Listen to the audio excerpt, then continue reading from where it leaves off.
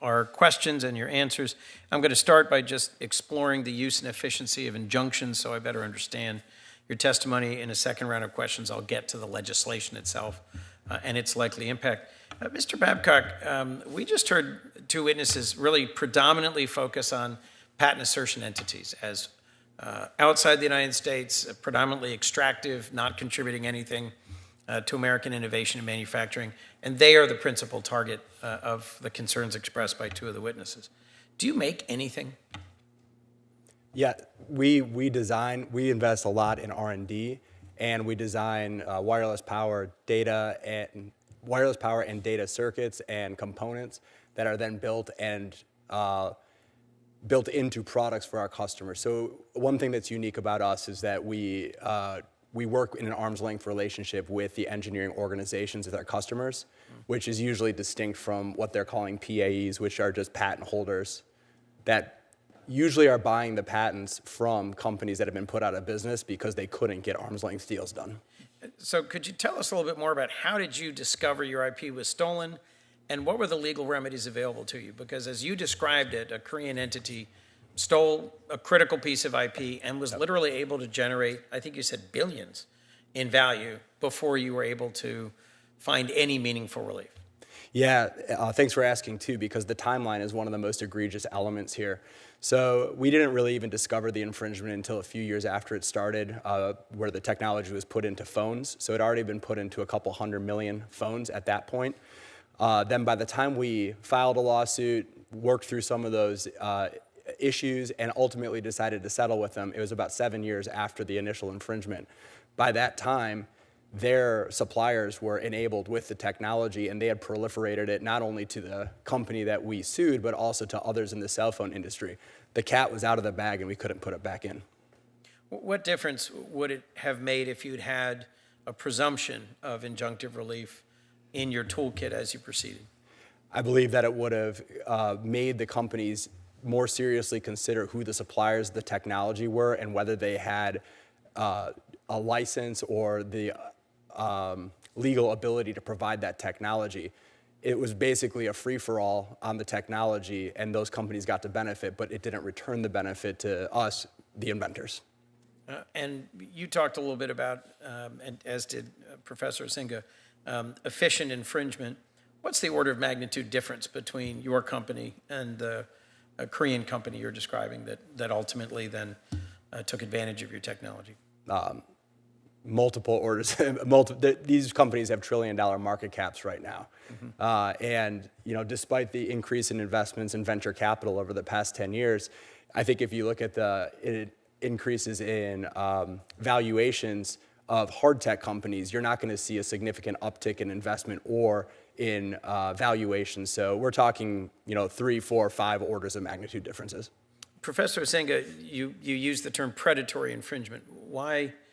I think an Apple executive was cited as talking about efficient infringement or the obligation of shareholders to engage in infringement. What do you mean by predatory infringement? What do you mean by that term? Thank you for the question, and I think it's important because efficient infringement makes it sound like it's good. We like efficiency. Efficiency is a positive thing. I think by continuing to name intentional, purposeful theft of other person's intellectual property as efficient, we're sort of blessing it. So I'd like to change the narrative to predatory infringement, because what it is what we often see is a larger company that is better resourced, able to use the intellectual property of a smaller company who has less resources, may not be able to find the infringement, may not be able to sustain litigation to stop the infringement. That seems rather more predatory than efficient. You use the example of someone being a squatter in your home. I think that's accessible to people, the idea that your home is your property and someone manages to get into a room of your house and just live there until you're able to physically evict them, which would be the equivalent of injunctive relief, rather than paying you the rent that they decide they'd like to years later, which would be a predatory infringement. Well, why do you think that intellectual property rights aren't treated or viewed the same as physical property rights? Thank you. Yeah, so I think I believe, particularly with homes, there's a level of personhood, and so we're much more attached to our homes. Maybe you'd be less concerned if they lived, I don't know, in the corner of your yard. But for some inventors, especially small inventors, small companies, oftentimes those also represent personhood as well as livelihood. So I do think it's a lot more like homes. I think we should think about it as squatters within homes. I think it's a mistake to not think about intellectual property in the same way that we think about real property. Let me just, across the four of you, does everyone agree that injunctive relief is being sought and granted substantially less frequently post-eBay? Mr. Landau asserted that that really only applies to PAEs. That primarily applies to PAEs. I believe the study you're referring to when you said a 66% decrease in effective rate is by Christina Acri. I read that study. I noted several problems with it. For one, in 2016, she reports requests for permanent injunctions in 12 cases, grants in 11 cases. I independently reviewed 2016 just at random and located 22 cases filed that resulted in not just a request, but a grant of that injunction. So I don't know how trustworthy those numbers are. The other problem with it is that her denominator is total patent cases when she looks at request rate. And changes after the AIA in the joinder rules made it so that NPEs filed significantly more lawsuits than they used to. Not that they were targeting more defendants necessarily, but because they couldn't target 10 defendants in one lawsuit, there's a larger number of cases overall. Operating companies didn't experience that same shift. As a result, using the operating company request rate, but putting the total number of cases at the bottom, distorts what the actual result is. If you rerun it, there is a reduction, but it is much less significant than that reported in ACRI. Mr. Babcock, you were making an expression. Yeah, my experience is different. I'm not an academic or a lobbyist. I just run businesses and invest in them. And my experience working with lawyers in this case is they say, we're not even going to request injunctive relief in cases anymore because we can't get it. It's just not given after the eBay decision. And they just want to focus on what they think can be achieved, which is financial remedies. Professor Asinga, then Professor Contreras, about whether or not injunctive relief is still sought and available to actual manufacturing companies. I disagree with Mr. Landau's assertion that Professor Acri's work is suspect.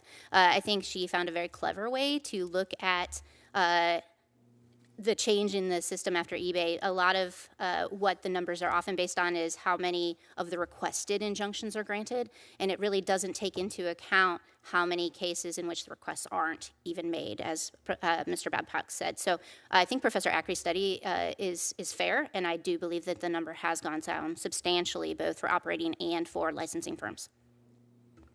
Professor Contreras, you get the last question of this round. Yeah, thanks very much. I mean, I also have some concerns about the study that was cited for many of the same reasons as Mr. Landau and a couple of others. But rather than go into that, I mean, I would say two things. And first, if the number of requests for injunctions has gone down, and I would be willing to concede that it probably has, that is probably a good thing.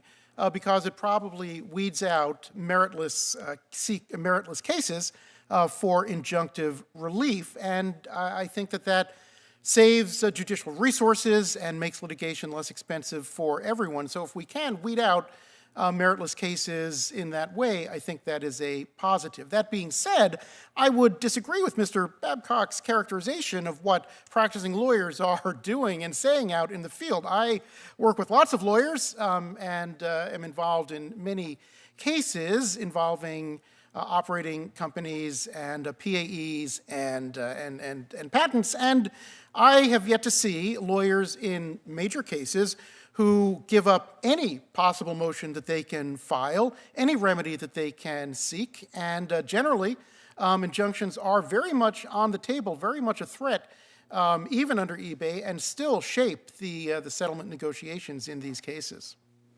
Thank you for your testimony. Senator Tillis.